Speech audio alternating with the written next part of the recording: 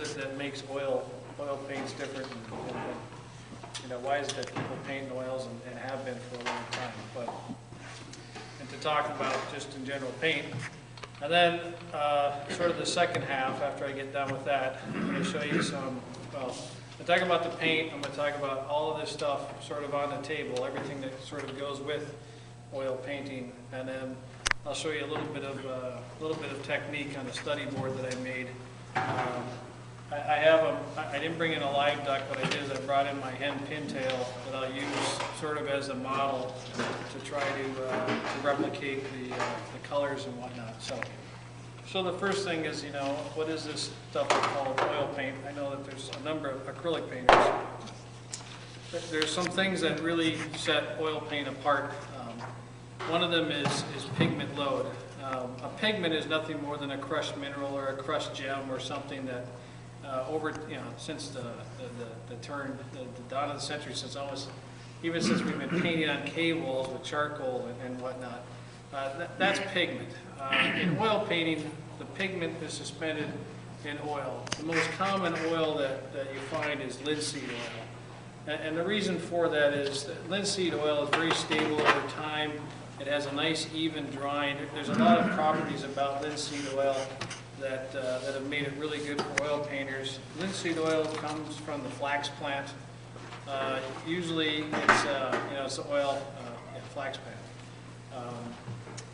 Most oil paints today are made from that. The way the pigments are put together today, well, in some cases it's like they did it 200 years ago. They have these enormous millstones and they just grind earth or gems or whatever it is, and then they mix it into the oil.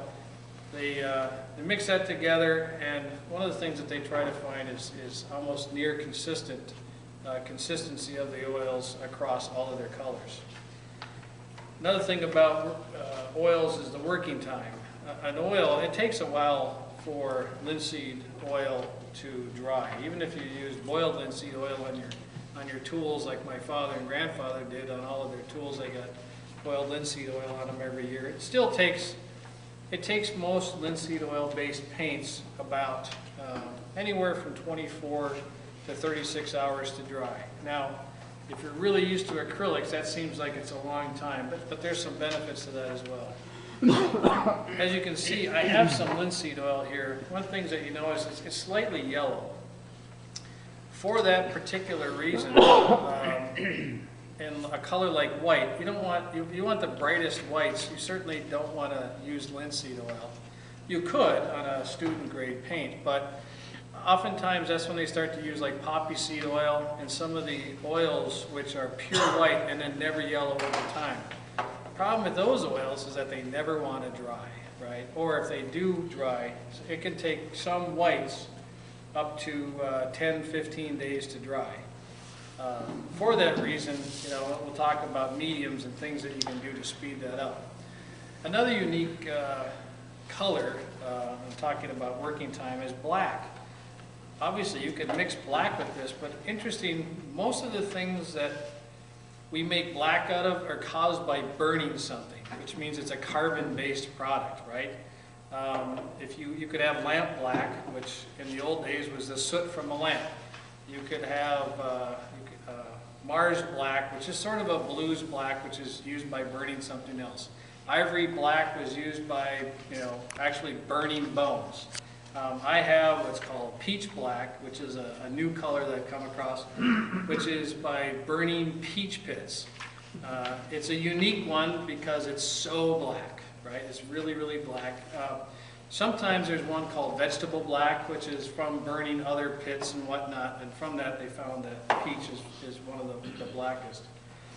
But carbon-based products, again, don't like to dry. And so that's another one, and black is another color, which you would think, okay, mix it in linseed oil, but there's nothing, linseed oil and it's the way it dries. I know that there's chemists in here, and you can help me out, is that it has to form a structure, polymerize, I guess, and then it sort of cures. Linseed oil doesn't really dry.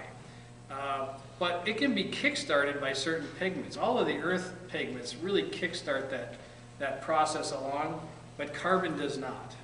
So that's one of the things about, also even though you're linseed oil, you have black. So again, that's another color that oftentimes you'll see a lot of decoy carvers who paint in oils will mix it with either another black, alkyd is what I use. Alkyd is another medium that helps the polymerization process speed up.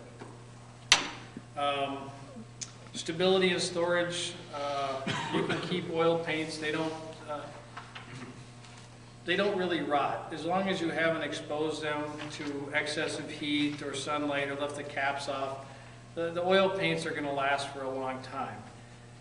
Yeah, if they're 40, 50 years old, I probably wouldn't touch them.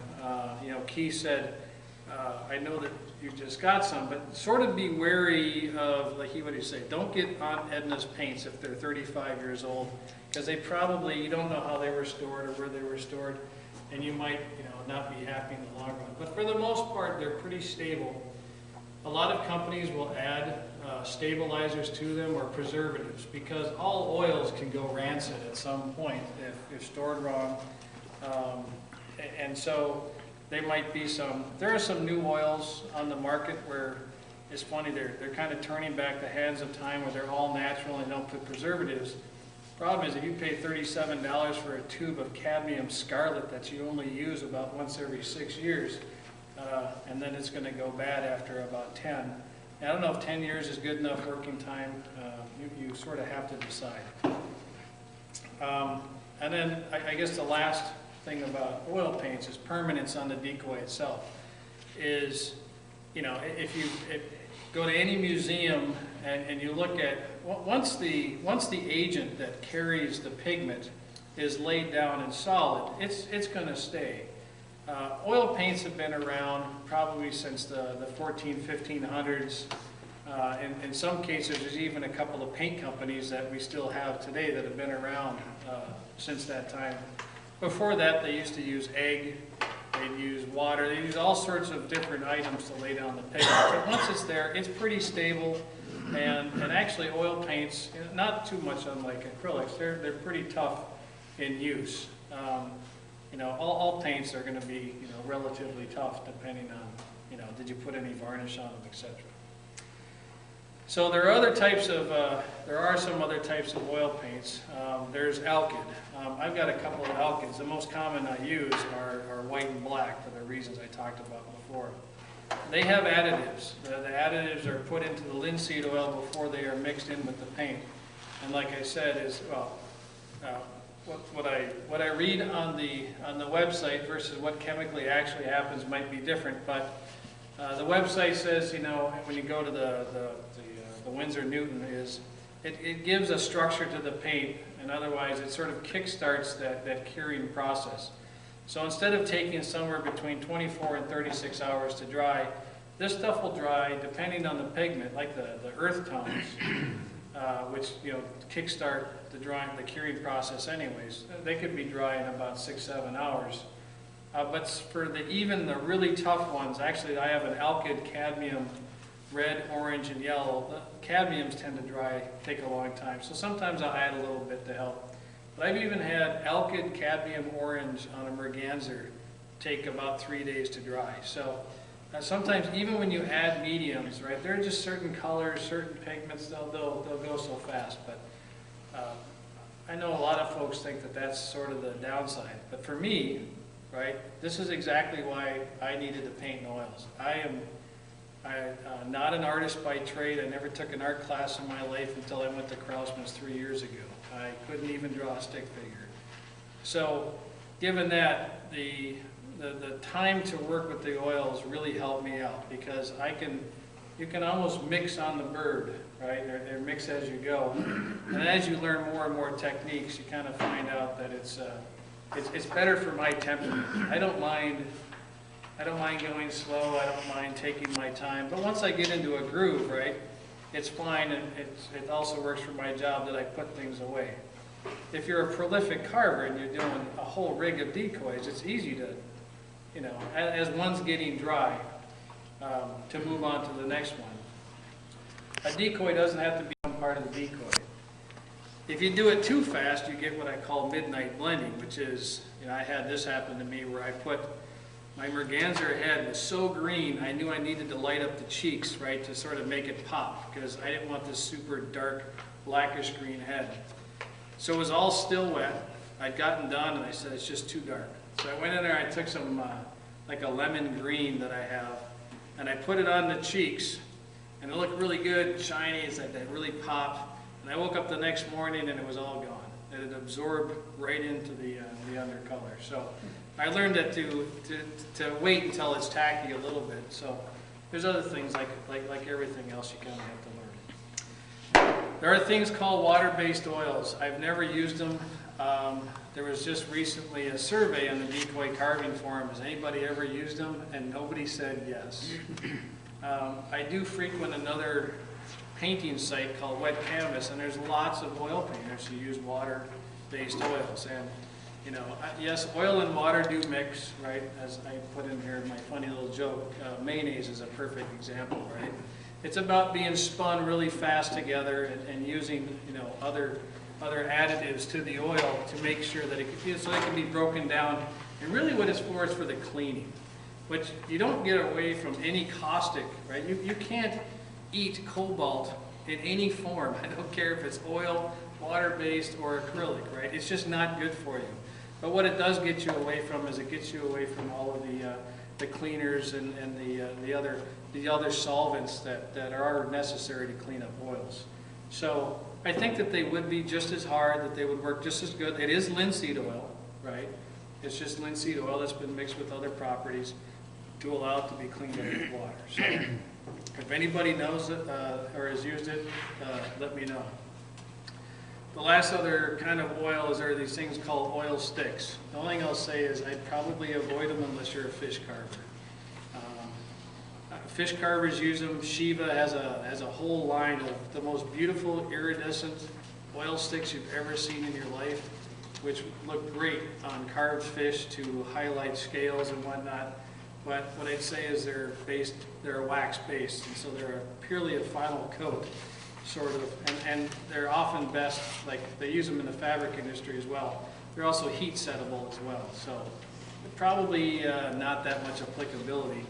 Thank goodness I'm going to talk about an iridescent paint that a paint company has come out with in the last 10 years. That's a real iridescent oil paint. So, all right. Professional versus student paints.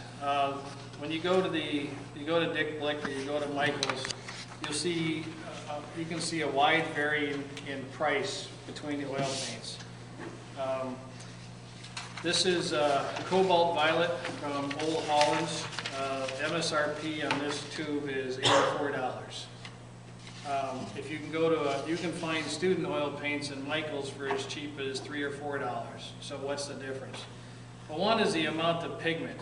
If I just took that paint and this paint and you sort of held them side by side, you'd feel the physical weight of this is much heavier.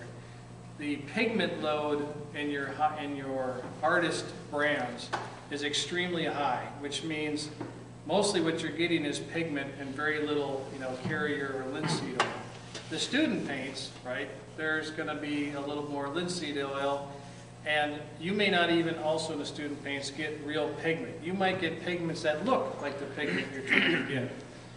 Generally, you'll see the word hue when they're talking about pigments that look like other pigments. So instead of having cobalt blue, you'll see cobalt blue hue, which means they remove the cobalt, they put in another mineral that has the color blue, they might mix some titanium white in there, and it'll give you the essence of looking like cobalt blue. It won't really be cobalt.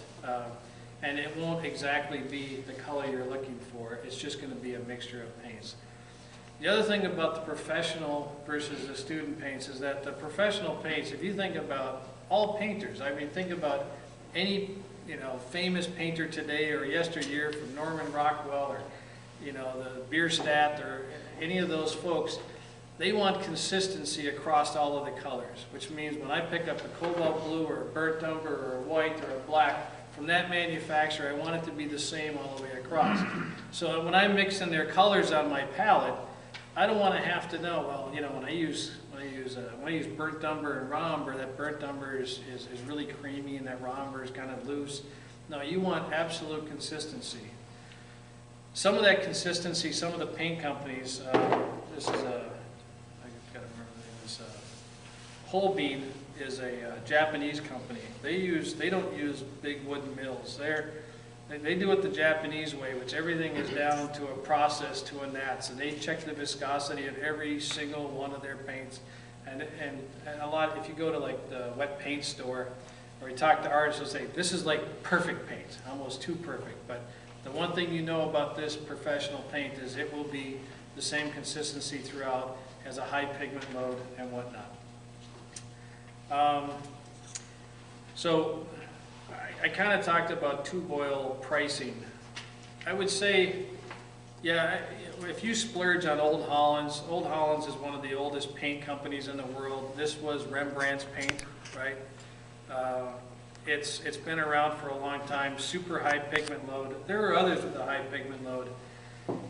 You get more, right? So if I found something that had half the pigment in it and it costs half the price, there's really no difference between the two tubes of paint if you think about it. So take that into account. I'm not saying if you want to just start with oils, you could go buy like one of those Georgian, introductory sets or a student set and probably be just fine if you just want to try it. But I think long term you'll probably be happier with more professional oils. Iridescent oils. It used to be that the only way you got iridescence, one, you could use oil paint. Haven't talked about it yet, but that's coming up, transparency. A lot of acrylics are really transparent. You can almost see right through them, which allows you to do washes. There's a lot of oil painters who do washes.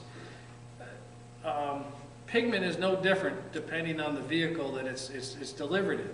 If it's transparent in acrylic, it's transparent in oils. So you could build up iridescence there, the thought of iridescence by putting a light color underneath and then putting your darker color over the top, which is one technique you can do in everything. But then the other thing you had available, and I have a couple of different ones, is they sell pigments. This is usually crushed mica, and it's cut to a certain wavelength, and it has all of that iridescent shine, feathers, or to really highlight a speculum. But there's a company out in Seattle that a few years ago introduced, they kind of took the work out, it's called Daniel Smith. And they have a whole line of iridescent paints where they do all of the work. They're the only company that actually has iridescent oil paint colors. And it's amazingly bright. It's just gorgeous. There's a number of them that have like the copper, the gold tones, and the silver tones, but this is the only ones that I know of that have a color tone to them. So, okay, Japan paints. Let me talk about those. I probably should talk about those. Japan paints, these are a sign painter's paint. One thing about them is they dry really fast. They already have the Japan dryer in them.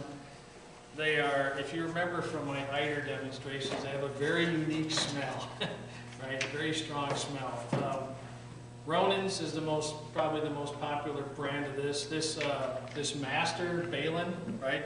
If you look at the MSDS sheet, it says Ronin Corporation. The difference is this is $6.80 at the wet paint store, and this is $15 at the Rockler.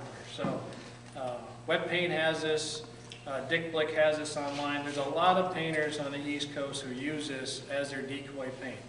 One is it dries really fast, right? And it's very bright, vibrant colors, just like you would find in sign painting. So I use this and a number of decoy carvers. This also, because it's so flat and it gives a good tooth, this is a great primer coat. And talk about strategies for painting. One of the things that you can do is you can undercoat in a paint that's similar to the paint you're going to put over the top of it. One, it allows you to keep your layers thinner, which will help you dry faster, and you can actually, I think you can do more with your oil paints, especially because I said you could have an oil paint that's particularly transparent. And so if you have to put on really thick globs, you're kind of, you're weakening the paint, because oil paint doesn't like to get really, really thick. So this makes a great underpainting. I'll talk about some of my other painting. All right, I guess I talked about transparency a little bit. So that's pretty much it, I guess, on the paints. I won't go with you anymore. I'm sure there's plenty of books. Next thing is to talk about mediums. The first mediums really are solvents. Most common solvents are probably odorless mineral spirits, odorless paint thinner, turpentines. This is what I have in this large pickle juice. My brush cleaning jar is something that's called Turpenoid, which is it's an odorless mineral spirit which is refined a little bit more. It has more bite in order to remove the oil. Personally, I love turpentine. It smells like a clean ship to me. I just love that, distilled pine oil. But a lot of people really are turned off by the turpentine smell, including my wife. So one of the things that I found to replace that is something that's called Grumtine. There's another brand of this called Eco House Citrus Thinner. And what this does is instead of boiling off pine sap in order to get turpentine, it just boils lemon peels, and it refines the lemon and lime, basically citrus oil, and then refines it so that you really have a sort of a citrus-based turpentine. This is no less caustic. I mean, it's not like you can drink this stuff or that it's any less, the vapors are any less, but it certainly smells a whole heck of a lot better. It smells like you just, shine up your furniture with some citrus oil. So I use this probably as when I need to really clean something, or if I want to solve. Nice thing about this too is a very, very clean solvent, right? When you think about citrus oil, it's a very clean solvent. So when you refine it even further, what you have is a pure white, very clean solvent. So if you want to thin down your paint, this is something that's pretty good to thin it down with. And then when you even go to some of the paint mediums, which are mixtures of solvents, right? Some paint mediums might mix a little solvent, might mix a little bit of linseed oil. They find a few different things to mix together. Like my favorite medium is this Grumbacher medium number 1. The reason I like this is it's a good, very clean solvent that thins down the paint, and it's based on the same thing that's based on, which is D-limonene or whatever it is. Basically, distilled citrus oil. That's what this is. This happens to be based on. Again, I like this, and it's very flat. This does not add any shine.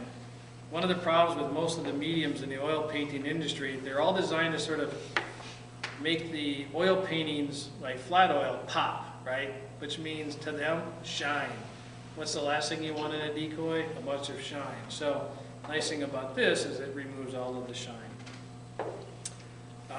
There are dryers. I said that some oil paints take forever to dry. Well, one way to solve that is to add mediums which have drying agents in them.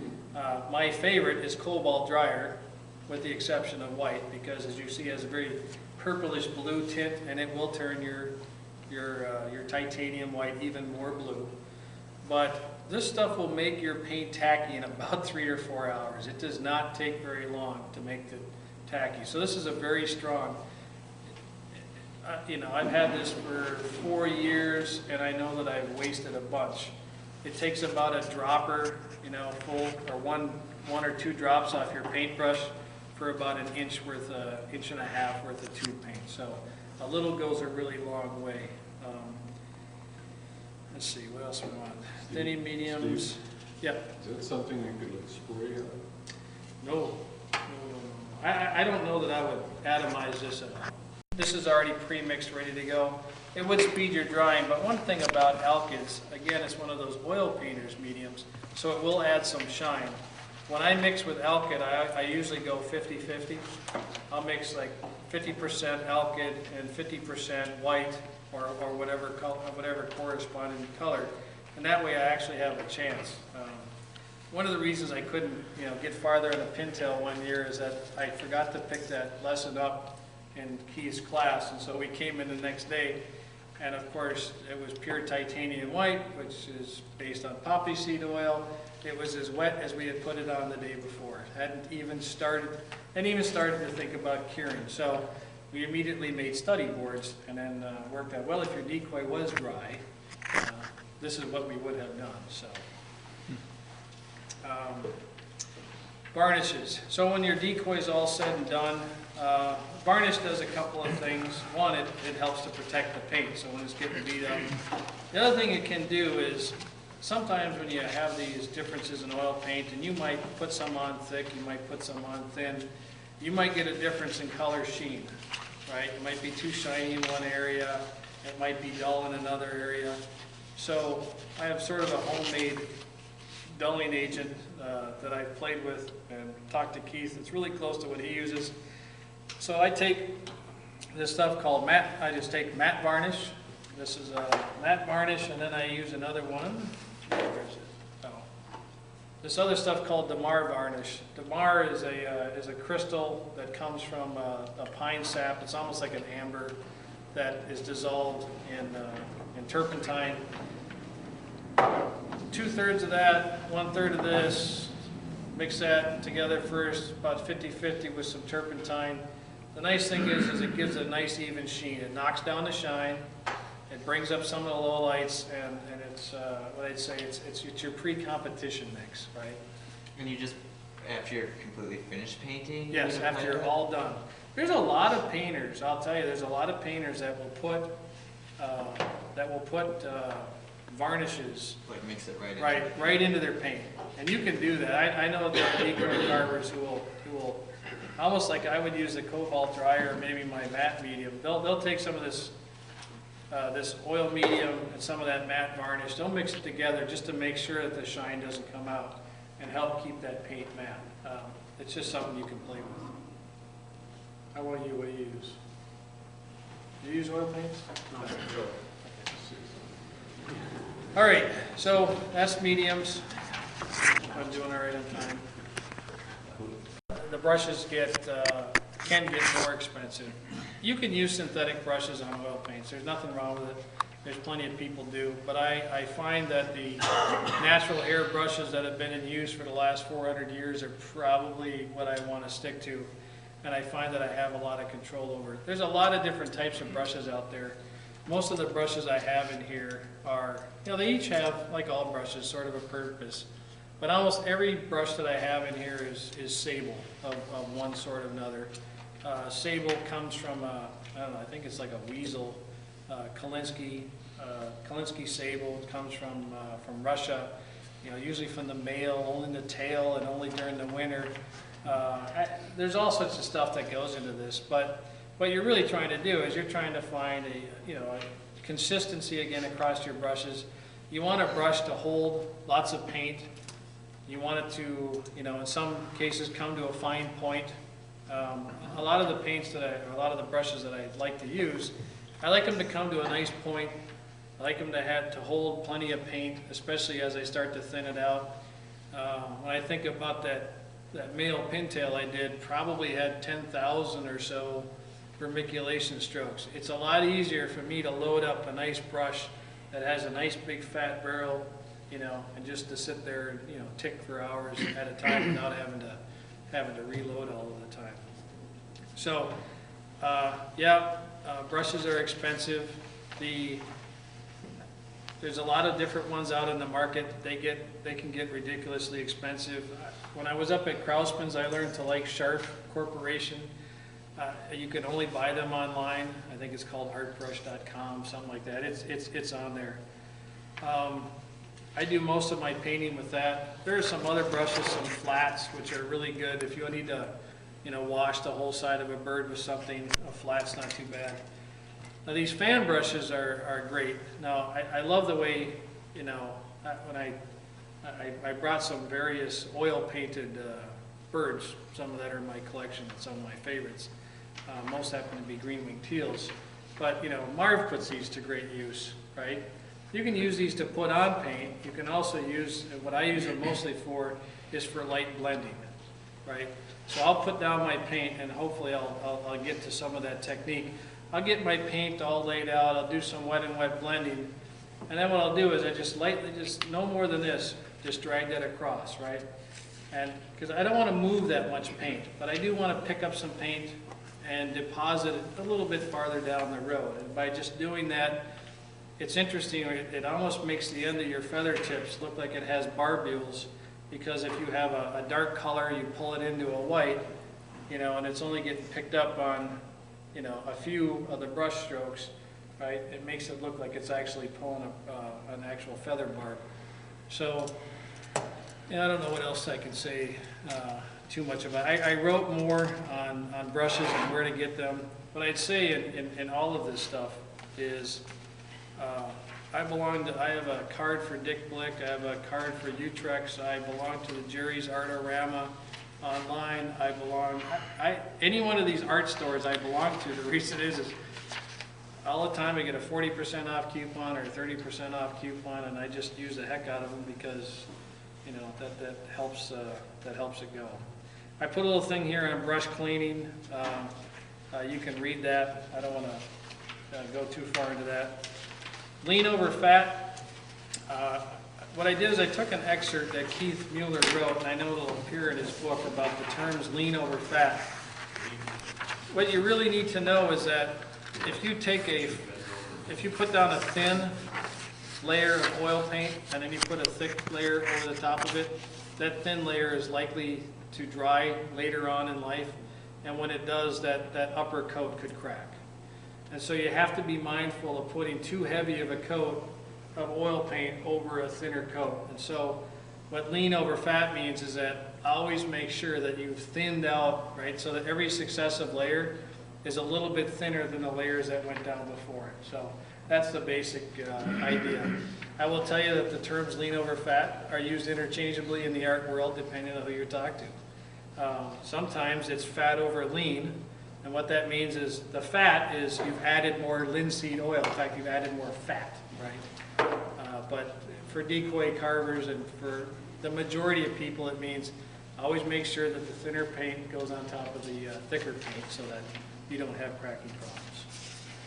Steve, the way I remember that is the peanut butter sandwich. You put down the peanut butter and then the jelly goes on top. I know what I'm mixing. I mixed up a couple of colors here. One's a little bit too dark. I'm going to have to lighten it up. When you're mixing up your oil paints, one of the things that I've tried to do is minimize the number. Of course, you look in there and you're like, Christ, Steve, you've got like 40 different colors. Some of that's because some of that I got a really good steal on. But if there's about, I'll call 32 primary artist colors, and it doesn't matter if you're in acrylic or in oils, right? So if you had all 32 of those, what you're really doing is getting really all of the sort of tertiary colors on the color wheel.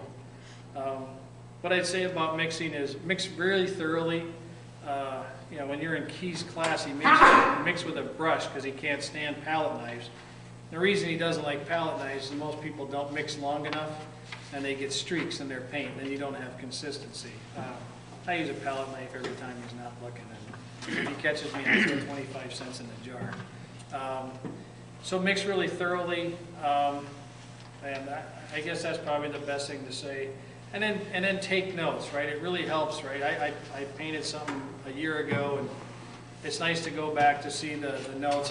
If I was really anal like some of the students in the class, they actually have storyboards that they build of, you know, every color that they paint, and they'll put a little dab on there, and that's probably even smarter than what I do, right? So, like it says, color theory, go buy a book. I can't explain color theory. It's just, it would take too long. I already talked a little bit about black and white and why they're a little bit different. What I'll say is that blacks and whites, not all blacks and whites are created equal. Carbon black, peach black, ivory black, bone black, all those different blacks have a different level of, well, one, they can be cool or warm, which means that they're influenced either by a bluish or a yellowish tint. The other thing is they can be really transparent. I learned that ivory black, right? I was so frustrated. I was painting a duck, and I put some ivory black to try to darken something out, and then I put it on the decoy, and I could still see everything underneath. And then I find out it's probably one of the most transparent colors that there is. You can easily, you took ivory black, painted it on a newspaper, you could easily read the letters underneath. So understand that there's a difference. I guess that's probably why I went to this peach black, because I knew it was extremely opaque, and you wouldn't be able to do the same thing. Whites are about this is the same ways. There are some whites, titanium white, which is supposed to be very neutral, but unfortunately it's extremely hard, right? I mean, I got some titanium white tubes, and you just gotta, wrench down on them to get the paint to come out. I've switched over to this Perm Alba, which is lead-based. Don't eat it. It does have lead in it. This is a mix of titanium white and zinc white. It almost comes out like the zinc butter you put on a baby's butt. It's a real soft white, extremely opaque, so I don't have to worry about the luminosity of her or whatnot. There are other whites that can sort of lean towards a real blue color, and there are some whites like ivory white, which has sort of an off-white, almost with a warm tone to it. Or sometimes you see what's called unbleached titanium, which is also another off-white that tends to be a warmer white. So, all right, so that's sort of my introduction to oil colors. I think I hit everything. All right, so what I was going to do is I made up a little study board. Actually, not my original idea. What I did is I laid out the major feather groups of a pintail. Parts of a bird are lighter than others, right? And because some of these paints are transparent, there's a certain level of transparency. If I have something that's really super dark, right? If I was to put down a really dark gray Rust-Oleum, and I was going to try to paint something that's really light white over the top, I'd have a hard time. I'd have to probably put the white on thicker. Likewise, if I had a purely stark white gesso bird and I needed to paint the primaries and I didn't have a real opaque black, I'd feel like I had to put two coats or I couldn't keep it thin enough. So one of the things to do is to pre-tone and pre-color your birds. This is, there's a French word called, I think it's called grisaille or grisaille, that's where you sort of do an underpainting in the tones that you want. With the Japan colors, which is kind of neat, since these come in every color, I like to use this as an underpainting. You can underpaint in nearly the end color that you want, right? So it's up to you. So that's kind of what I did. So what I want to do show today is a little bit about wet on wet painting. I'm going to take this. If I've learned anything about luminous paints, is that they're likely to get everywhere. So I don't want that anywhere near me. I'm just going to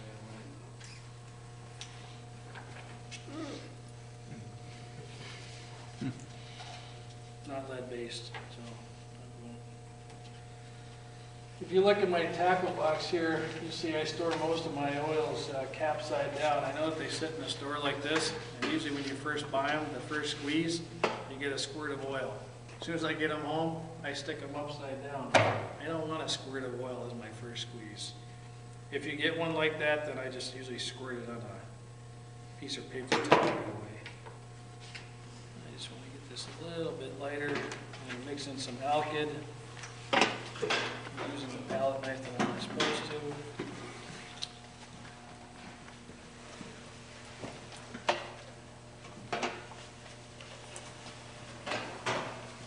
I guess I could pull out my model. While I'm doing this, doing some painting, although you can watch, I did bring some show and tell toys. First, I think I'll get my model out. I brought in some decoys from a friend of mine who I respect that paint and oils. Softly drag that brush right over the top of the two areas. And what it does is then it sort of makes a really nice soft transition.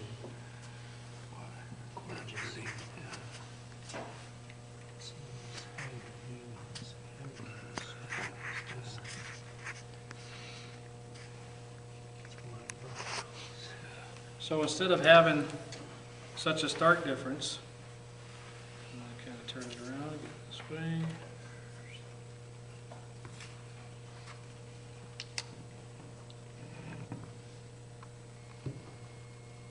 And just kind of get nice blend. Has to come back and touch up. The guy must have been a welder. He got a good rhythm there. What's that? So the guy that vermiculated that must have been a welder. He's got a nice rhythm. But we have a couple of beers, then you go. Either that or you had the DTs. Yeah. Old Jack Daniels and I.